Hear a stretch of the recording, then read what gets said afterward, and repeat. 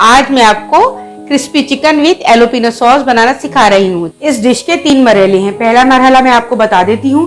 सबसे पहले हमें क्या करना है, मैंने आधा किलो चिकन लिया है, कॉर्नफ्लोर, मैदा, लहसुन पाउडर, पेपरिका पाउडर, काली मिर्चों का पाउडर, लाल पिसी हुई मिर्चों का पाउडर, नमक, 2 अदद अंडे भी चाहिए। चिकन को मैरिनेट कर देते हैं। काली मिर्चें, पिसी हुई मिर्चें, पेपरिका पाउडर, लहसुन पाउडर, नमक। चिकन के सारे पीसेस पे ये मसाले लगा लेंगे। आधा घंटे के लिए मैरिनेट करने के लिए रख देंगे।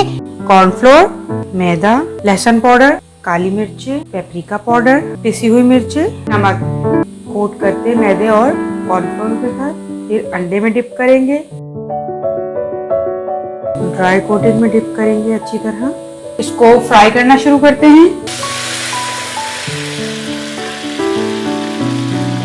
प्लेटर में निकाल लेती हूँ।